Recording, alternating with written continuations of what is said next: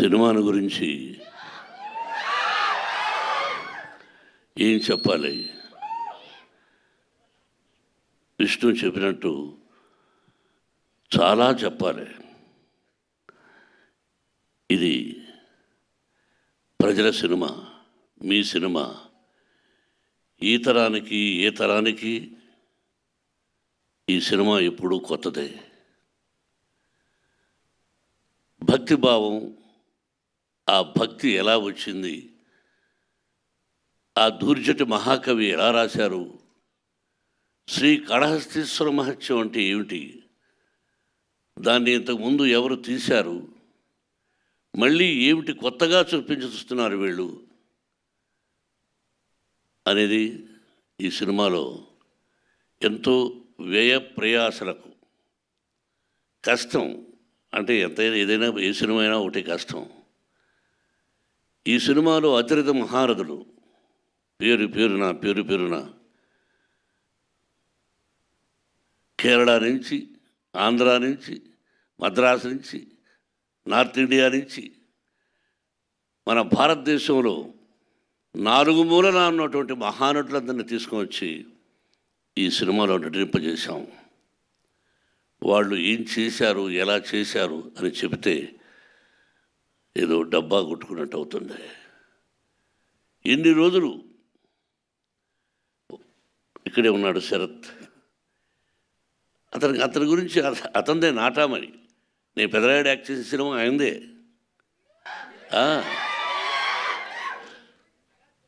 ఆయన ఒక రాజ్యసభ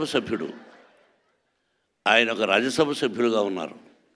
ఆయనకు ఒక పార్టీ అధినేతగా ఉన్నారు. ఈరోజుకి ఏ పాత్రనైనా అవలీలగా పోషించగలిగినటువంటి మంచి నటుడు, నాకు సోదరుడు.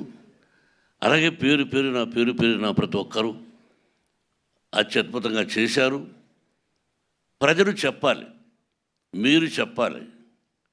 ఈ టీజర్ చూసిన వెంటనే ఇది ఓన్లీ భక్తి చిత్రమే కాదు, అన్ని రకాల విష్ణుబాబు చెప్పినట్టుగా ఒక చరిత్ర, భగవంతుడు, పరమేశ్వరుడు, అంతే. ఒక పద్యం ఉంది, ఎవ్వని చేజనించు జగమెవ్వని లోపల నుండు లీనమై ఎవ్వని ఎందుడెందు పరమేశ్వరుడెవ్వడు, మూల కారణం వెవ్వడు, అనాది మధ్యలయుడెవ్వడు, సర్వము తానే అయిన వాడెవ్వడు, అట్టి వారిని ఈశ్వరుని శరణము వీడదన్.